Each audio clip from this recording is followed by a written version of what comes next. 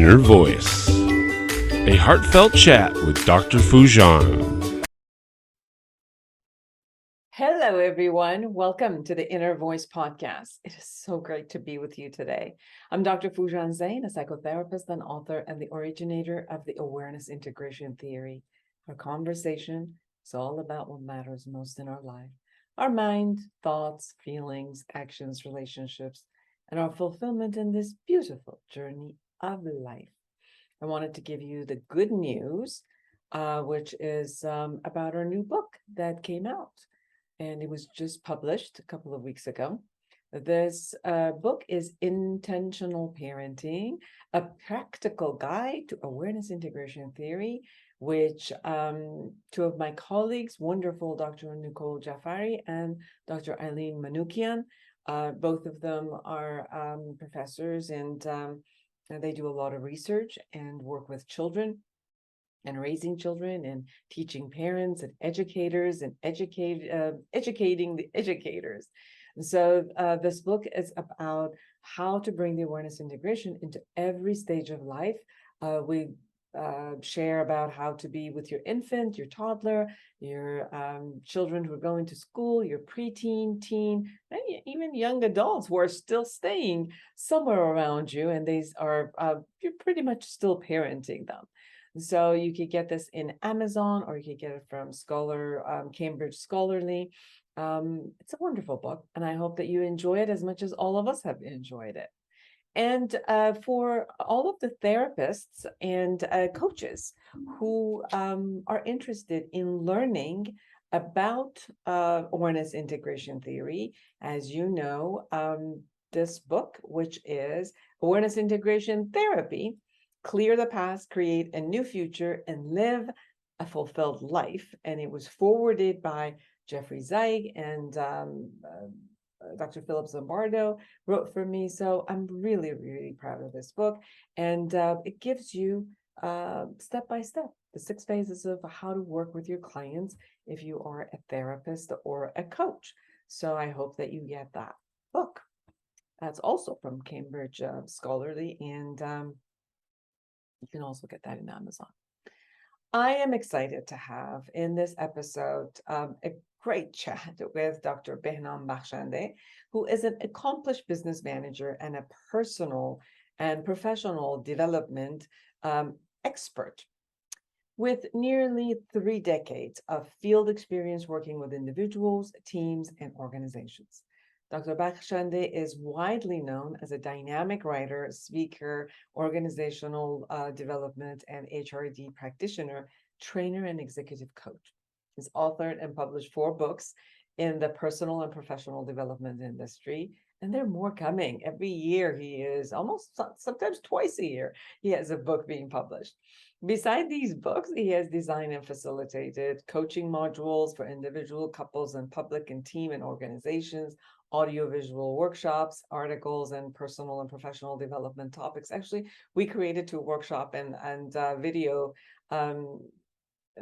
together. I think it was about 10 years ago, which he's really dynamic. So today we'll be talking about his latest book, High-Performance Coaching for Managers: A Step-by-Step Approach to Increase Employees' Performance and Productivity. He has written this book with one of his professors, Dr. William Rothwell, when he was getting his PhD, and together they have created this amazing book. I love this book, and I hope that you enjoy our conversation as much as I have, and how much I've learned from reading his book and having a conversation with him. Subscribe to this podcast. Tell your friends to subscribe to it. Subscribe to my YouTube channel and connect with me through my website, foojanzeine.com, or any of my social media. Now, if you just want to work self-help, just go through the exercises of the awareness integration, boost your self-esteem and self-confidence, and bring some of the anxiety and depression down. You could definitely get my book, Life Reset: The Awareness Integration Path to Create the Life You Desire and Want. You can get that from Amazon, and you can work through it at home with journaling. And then, if you get my book and look at it, just please let me know how it was for you, your thought process, how it worked for you. I love to hear from you. So without any further ado, here he is, Dr. Behnam Bakhshandeh.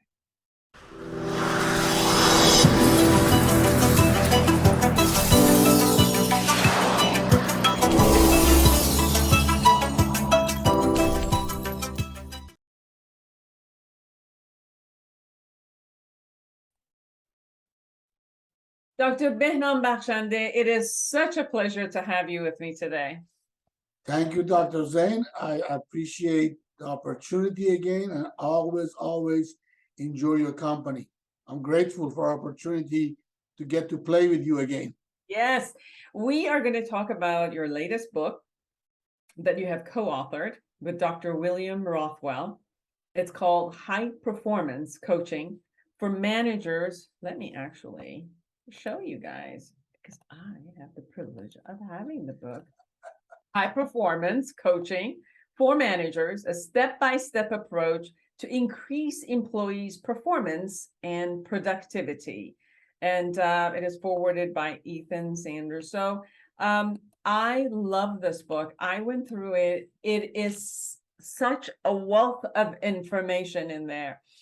It's classified so beautifully. One thing that I really enjoyed, and I even know, where it's coming from, because I obviously know you for so many years. I've had the privilege of knowing you. I'm doing workshops with you.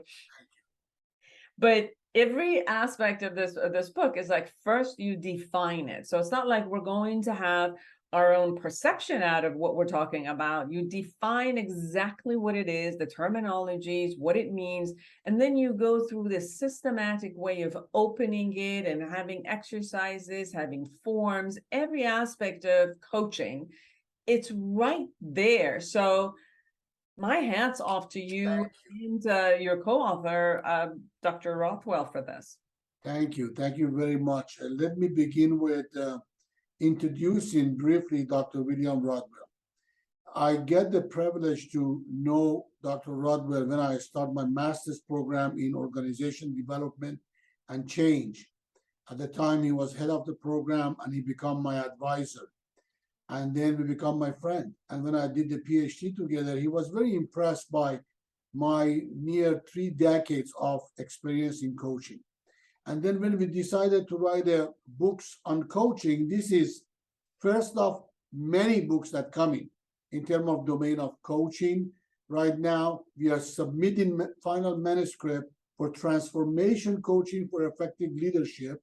And we have other books at the burner, per se, and we are working. One of the things that you said about the book is saturated by models and actual practical tools, because we both, Dr. Rothwell and I, both believe that you can talk concept and theoretical issues till the cows come home, but organizations need to know how these theories and concepts make a difference in bottom line called profitability and productivity, right?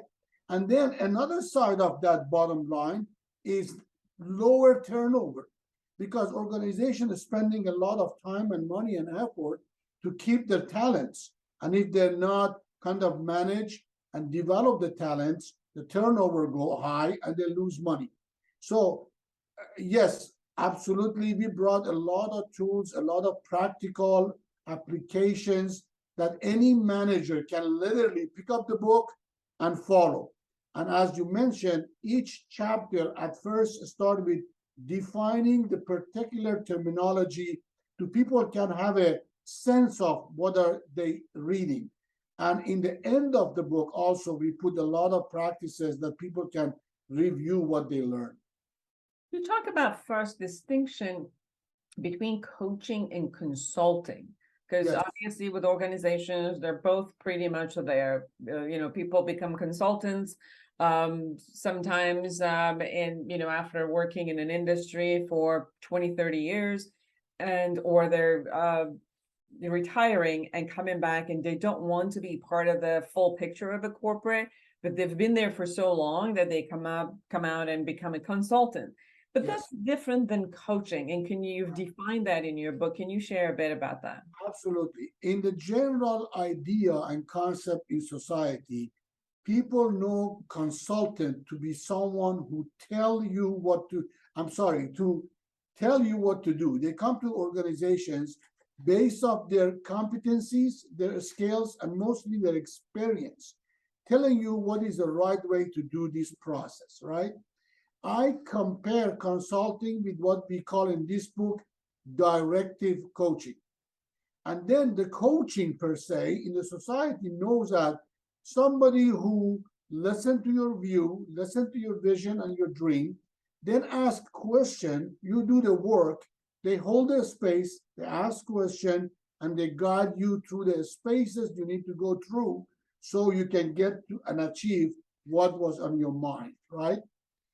In this book, we're not talking about consulting, and we're not much talking about non-directive coaching versus talking about directive coaching. Imagine, yes, if you coach me in my marriage or my business or building my career, obviously you're going to ask me very empowering and deepened questions to make me start thinking about what is stopping me and what's in my way of growth. But when you are in manufacturing and there is a machine is working, right? You need to tell me exactly what to do. That's called directive coaching. Actually, I print some notes to compare for you directive and non-directive coaching. In non-directive coaching, the coach asks coachees what they should do. In directive coaching, the coach tells coaches what to do. That's a difference. You should do something or you have to do this. Is a differentiation between directive and non-directive coaching. In the organization development, they call non-directive coaching asking domain versus directive coaching telling domain. Now, in the coaching industry, as a general, people keep saying, oh, no, we cannot tell people what to do because that is consulting. Not necessary. In the professional domains, imagine a nurse who worked with a surgeon who working on your family's open heart surgery. The doctor don't have a time to discuss about what you feel about this process. The doctor would tell the nurse exactly what to do. Now, this is an extreme example, but it is an example of what non-directive and directive coaching is. Let me give you more details about non-directive coaching. There is 4 elements in non-directive coaching. One is open inquiries and ask questions. You know, I know you're a professional coach. You do the exact same thing when you're talking to your clients. Improve mindset and awareness with that opening inquiries, with that questionnaire. Ask coaches to come with solution. Okay, now you find your problem. What solution are you coming with without me telling you the solution? And is not a subject matter expert. Coach is not a subject matter expert in a non-directive coaching. Comparison with directive coaching, which is telling, provide correction actions or corrective actions. Provide advice and guidance. Tell coaches what to do, and the directive coach is a subject matter expert. So that is, if I answered your question, general concept of in this book, which using, now I have to say for the record, not all these tools are designed based off directive coaching. Dr. Rodwell and I are using also non-directive coaching to the managers can open inquiry with people, because mindset of an employee is a very important element of their level of coachability or not. Yes. Because if the person not being coachable, given certain mindset they have, the mindset will affect their attitude, and the attitude immediately affect their behavior. Yes, and then the result. You also in this book define different types of coaching, which is the personal, professional, executive, team building, managerial, high performance, and feedback system or feedback coaching, which it has each one of them has its own way of doing, and it has a different type of reason, let's say, Yes. intention. And pretty much they all are kind of needed in a company because a company is actually has people, individuals, which Correct. so every individual, the way they show up at any time of the day to do their work, they're bringing themselves, and sometimes they're also bringing their marriage problem, their financial problem, their children problem, their family problem. All of that is around them comes with them. It doesn't necessarily get separated. So not only their personhood is involved for 8 to 10 hours of work, then obviously there are professionals and they are in a professional setting with guidelines of profession. So that part is there. They are either they are the executive or they are responding and dealing with executives. Right. So they're definitely part of a team. And again, either they are a manager or mid-management, or they are dealing with the mid-management. They have to create performance. And regardless of whether they see it or not, they're aware or not, they are getting feedback. I mean, sometimes obviously they're getting feedback in, quarterly evaluations or all of that, but every day they're receiving feedback and giving feedback to everyone. So every aspect of what you've covered in this book is really necessary in a 360 level of the organization, being Yes. so aware of all of these elements that are necessary to be opened up. As you might see, the entire book is a step by step. The first part, the first 3 chapters, introducing the general concept of a coaching, general concept of performance coaching, and general concept of manager as coach. This terminology, manager as coach, relatively is a new terminology in organization development. Because as you know, coaching started really growing in the domain of business and organization through the last 2 or 3 decades. Now, coaching and mentorship are 2 of elements of organization development and change that consultants using in their practices. So there is aspects of manager as coach that people think, organization think, if the manager have the experience and knowledge is enough to coach. Is really not. And we call it the wheel of asset, the coach's wheel of asset, which is 3 wheels. The biggest wheel, the first wheel, is the mindset of that coach, mindset of that manager as coach. One of the things that we do with Dr. Rodwell, actually, we go to organizations and they assign us a managers who they want us to actually develop as a coach. That manager as a coach come back to organizations and start implementing the distinctions that they learn. In that part, we cannot help them in their experience and their knowledge. That's something that we call, for example, hard skills. They already have that hard skills. There's nothing we can add to it because it's not our domain. What we can add on the first wheel is to kind of directive and indirective coaching for that manager or that supervisor that set their mindset and go through the competencies of delivering a coaching system, where that all that tables and figures and tools comes very handy, very handy. Mm-hmm.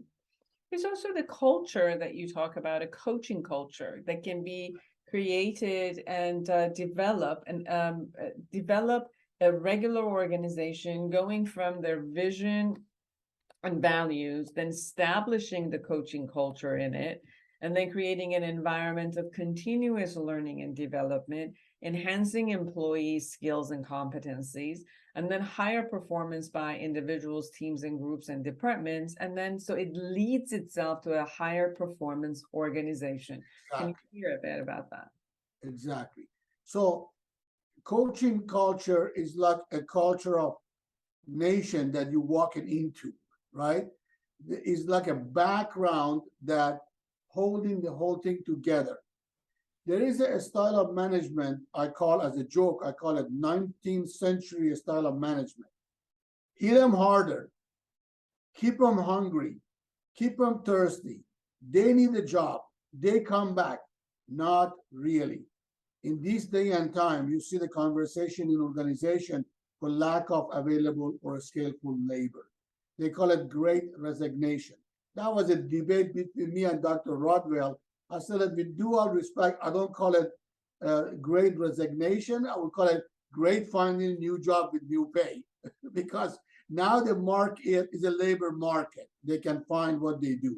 So, as a matter of fact, Dr. Rodwell and I are now working on the book called Building a Coaching Culture Organization. Because if the culture is not welcoming coaching, we are just wasting time and energy and resources.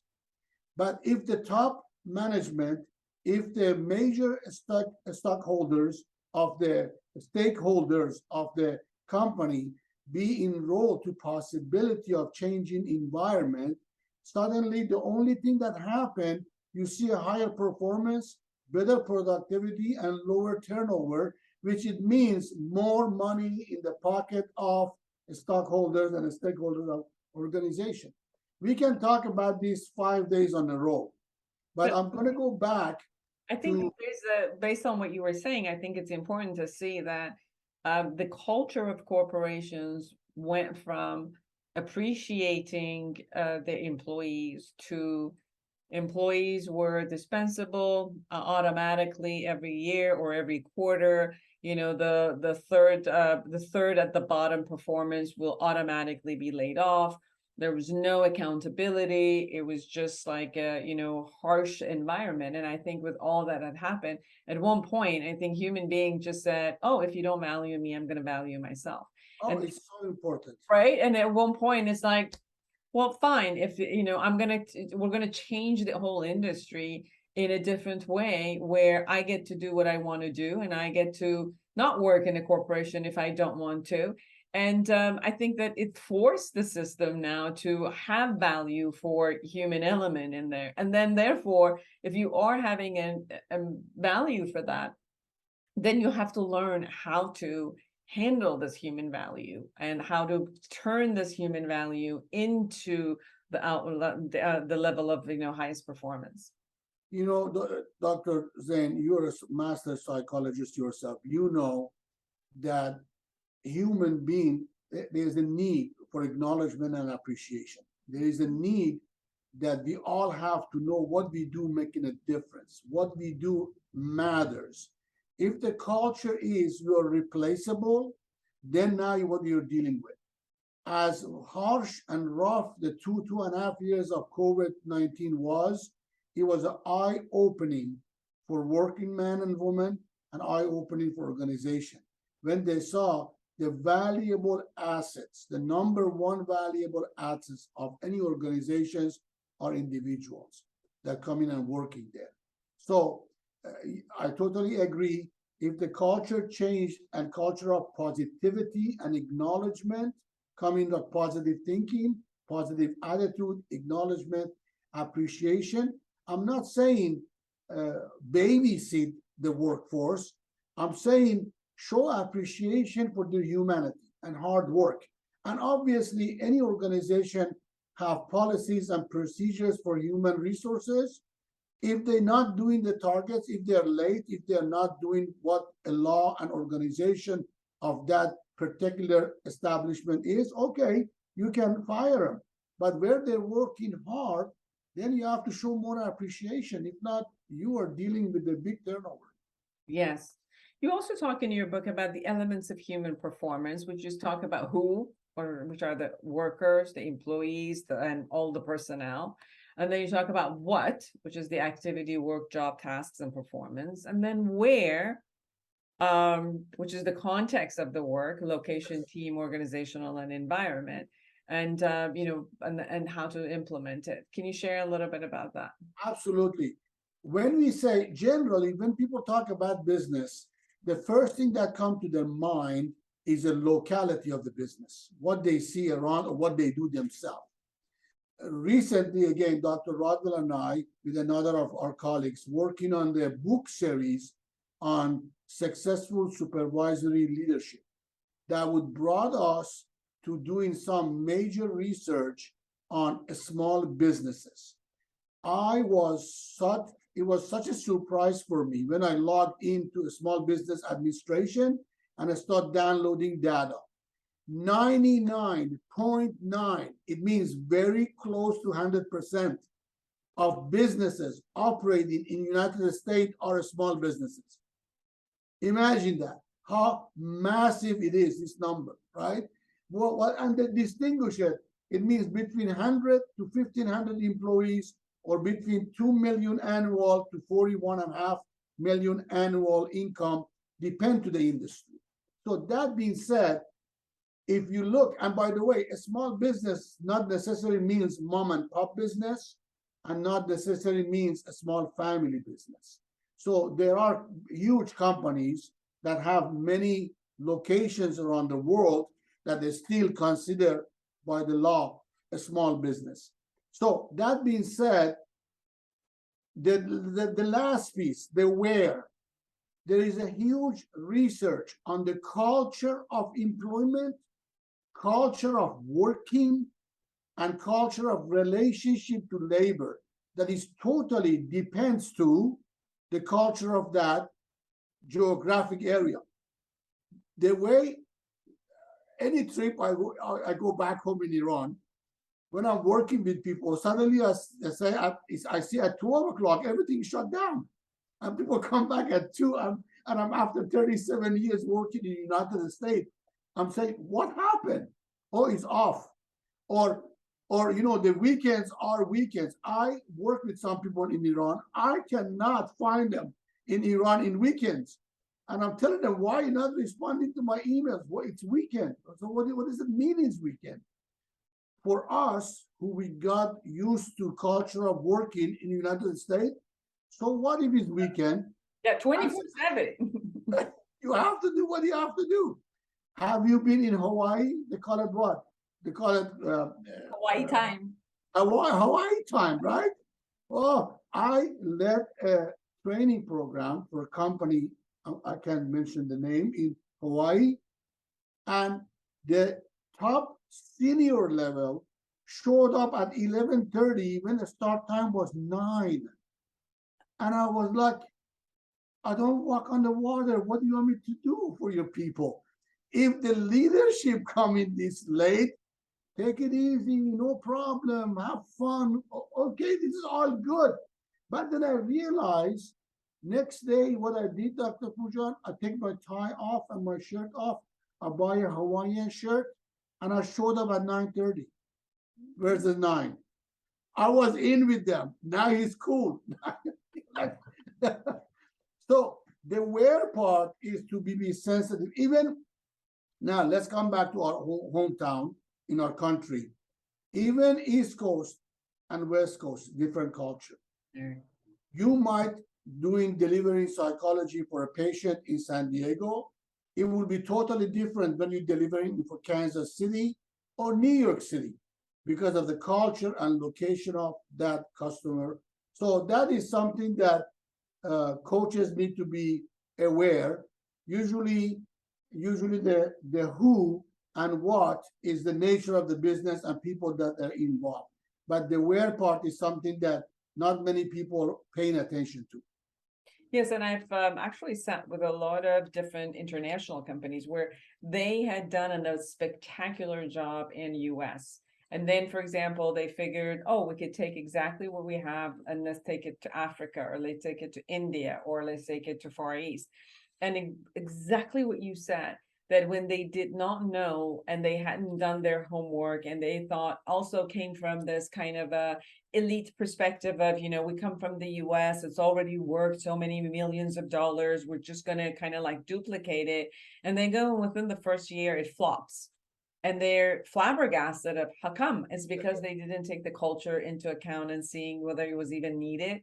Maybe it was needed here, but not there. or the way that they implemented it, or the way that they discuss things in that language or in that culture with that group. My husband works with multi, let's say, international company, that one part of the company is in the US, another one in the branch out, England, India, China, Hong Kong, and different places. And you could definitely see this perspective as he shares that, for example, the Chinese culture has a specific way that they deal with each other and their employees, and the bond that they get from each, that they have with each other, that if you do not hold that respect and bond as you're going from, another company and another country to that, it just like, they ignore you. yes, They won't confront you, but they just will ignore you. yes. And it's all of these human factors which are the main aspect of how we deal with. And sometimes because we call, like when we go into family settings, it's like we understand it. It's all these relationships. But the minute we call it work, we forget that we're the same human being. And sometimes we deal exactly the same way we bring our family histories and the way we work, we bring it into our work. If we are part of a huge family and we've always had sibling rivalry and knew how to handle this, then we come to work and bring the same culture into our work. But imagine all these people with different families are coming together and spending time 8 to 10 hours with each other. And if they're not really aware of how they're coming together, things get stuck. People find themselves in a lot more interpersonal power struggles all day versus actually looking at things in a performance. So if they're not aware of all of this, internal processes that they're taking with them, it's not going to collaborate. Then nobody's going to collaborate with each other. The funny thing is, we don't have to go to another country. Given the melting pot of the nature of United States, I had a client here, relatively larger, small business, that they had 7 different languages in the floor of their workers. It means 7 different, English is one of them. There was 6 other languages was speak in the floor. And they had a difficulty. The supervisor level and junior level managers, they had a difficulty dealing with these people. The coaching I tell them was, sit and have a lunch with a particular people who talk in this particular language. Ask them about their culture. Ask them about their norms. Ask them about their traditions. One, you're building rapport with them, and you're building respect with them. For this kind of people coming from this different country, respect is big. If they respect you, they do anything for you. And for them, to you show respect is to you show interest, right? And then go out of your way, find out what are their national holidays. Give them a day off on that day. You might think, 6, 7 people, 8 hours is a lot of money. No, it's really not. Compare with what they're gonna do out of respect you gain for them. So I put some training for supervisors to ask questions, relative questions about culture and personality and norms. And the result was amazing. The result was literally amazing, effortless, because people love to be related. People love to be cared for, so they can care for somebody and building rapport. I think if I'm not mistaken, one of the chapters of this book is all about rapport, how to build rapport with people. Yes. You also talk about implementation of high performance coaching process, which you specify 5 different stages. One is define, another one is discovery, dream, design, destiny, the 5 Ds. So can you go? Yeah, those are elements of appreciative inquiry coaching, which is very, very similar to psychological coaching questions or positive psychology and humanitarian approach in psychology, by asking the questions that the person the participants can actually think and bring up their wants and their needs. Mm-hmm. And how does the process go with the define, discovery, dream, and design and destiny? I don't have my notes in front of me to go through each sections, but the discovery is all about questioning what you want it to be, right? And then the second step is to, okay, now in reality, what that would be look like, the design part, right? And then come to the next step. Now, what's in the way of you removing these obstacles? But in the center of appreciative inquiry is what is the topic that we are talking about? We have to focus on one certain particular topic. Is it productivity? Is it performance? Is it relatedness? Is it finance? What is it that you want to do or accomplish? And you also have the like analyze what's happening, because I have your book in front of me. Yes. Analyze what's happening, identify what should be, Yes. and clarify present and future gaps, determine the importance of the gaps, identify the causes of the gaps, select strategies that closes the gaps, Yes. assess the potential outcome of changes, select action plans for executing strategies, execute the action plans, and evaluate the outcomes of interventions. I can't tell you guys who are listening and viewing us how important this book is. It takes you through step by step of how to implement what you need to implement as a coach into a company, or even the company having this into working with this book and a coach in implementing a lot of these and shifting the culture of the coaching within their structures and management. And you talked about small businesses. I think small businesses need this more than any other business, because usually when a corporation gets larger, it's a different culture. They have to handle another culture. HR brings them a whole different perspective. It makes them go through training. They have to, uphold in a different level of standards of operation in order to be able to do that. Small businesses, because they start from a one woman or one man, or a small family, and then it's trying to open up. It usually starts with a specific culture and the mindset of the owner and the first group of people that they get together. And although the company is getting larger and larger, somehow if the mindset hasn't changed, it gets stuck at the same position, and then it goes into failure position, and it just collapses after a while if it doesn't learn how to open and expand and change these mindsets and have the tools in how to do that. I remember I started so many businesses, and I always said, I'm great at businesses for 2 years, and then what happens? It collapses, because I never had the tools in how to take it beyond the 2-year growth.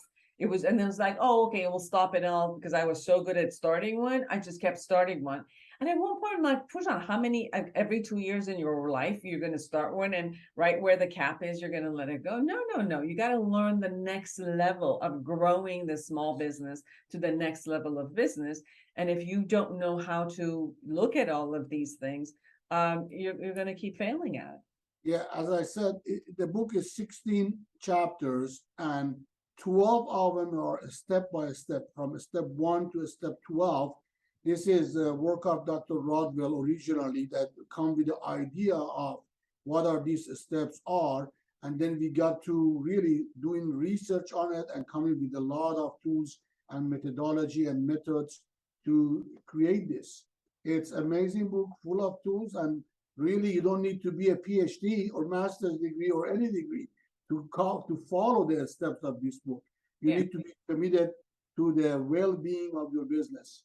And learning the distinctions.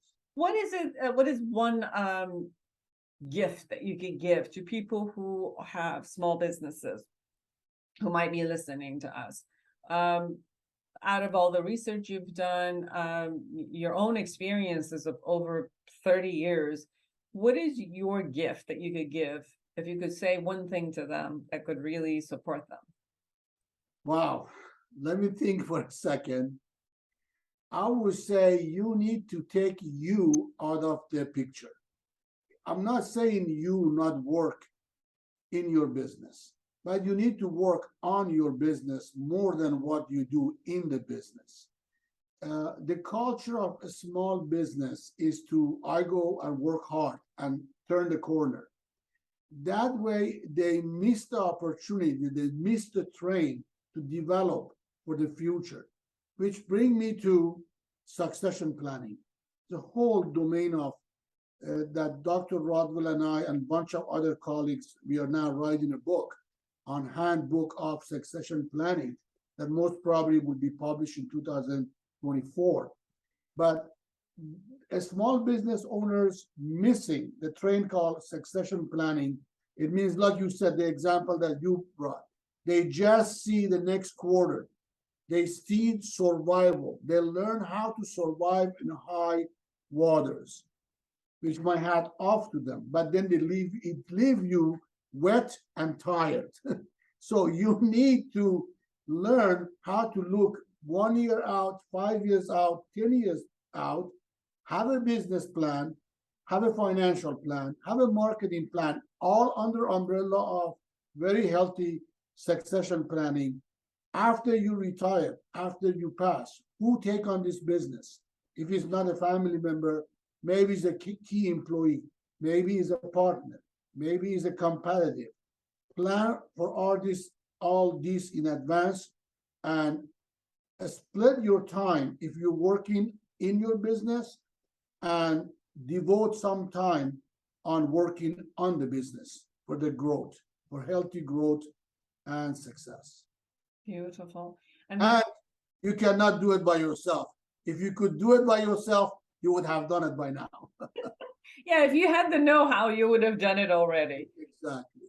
But Dr. Bakhshandeh, sometimes we don't even know what the know-how it is that we need to know. Like I had no idea at that point that I just don't know the next level of operating a bigger company, because to me, it was more like, oh, this infrastructure can just expand itself, which it doesn't exist in anything else. Like if I had a foundation for a house that was supporting a 2-bedroom or a 3-bedroom house, and then I suddenly have a vision of, I want a high rise on this. Well, hello, obviously this foundation is not going to handle a high rise. Yes. I have to fundamentally have another land or another, foundation to hold that type of a high rise. Sometimes, a person who's starting a business with an idea and moving forward with it, they find it on a certain foundation and they have these big visions and they're holding the same structure and thinking that this thing is just going to open up and handle all of it. And you don't know until you collapse because you're not even looking in that area.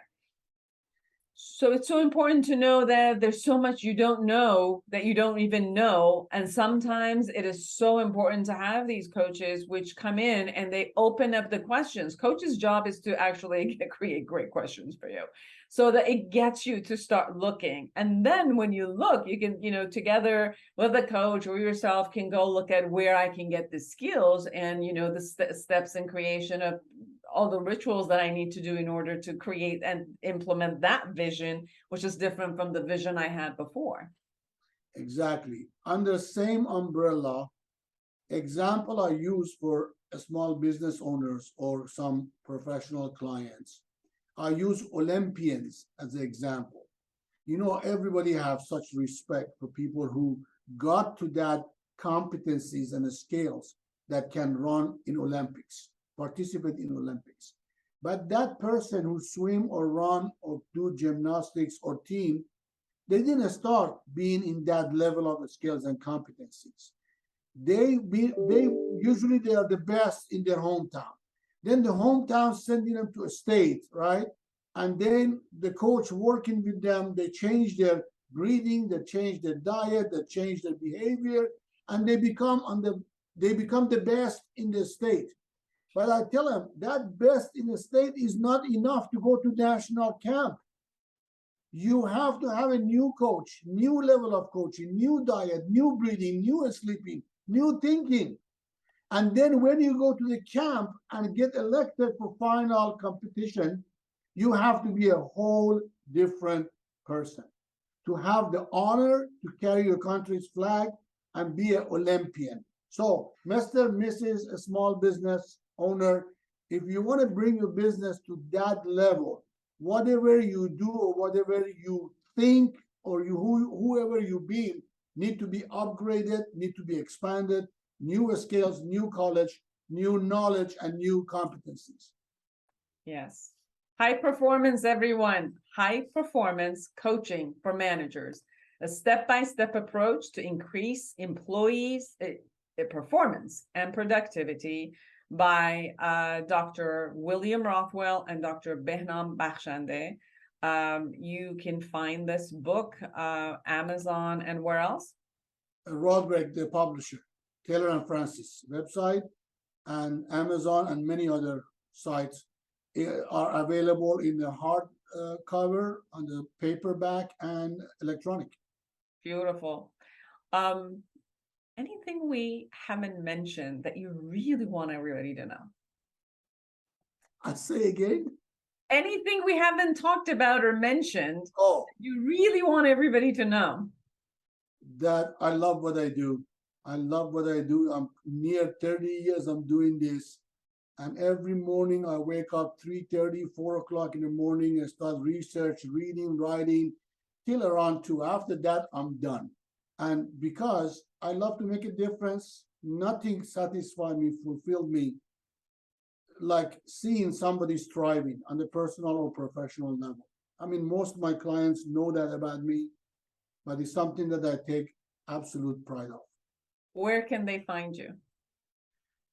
Coach Behnam, they can find me in many of the social media, Facebook, LinkedIn, Instagram, and all of it under Coach Behnam as one word, or Behnam Bakhshandeh, or just Google the name and everything coming up. All the past books, all the projects, all the researchers, all the articles. Finding me is not that many. How many Behnam Bakhshandeh did you know? All right, everyone, get this book, High Performance Coaching for Managers, a step-by-step approach to increase employees' performance and productivity by Dr. Rothwell and Dr. Bakhshandeh. It has been a pleasure to have a dialogue with you again. Thank you very much, Dr. Foojan. Thank you for being a friend and colleague. Absolutely. And for all of you who are out there, create an amazing life for yourself and everyone around you. And until next week, bye-bye.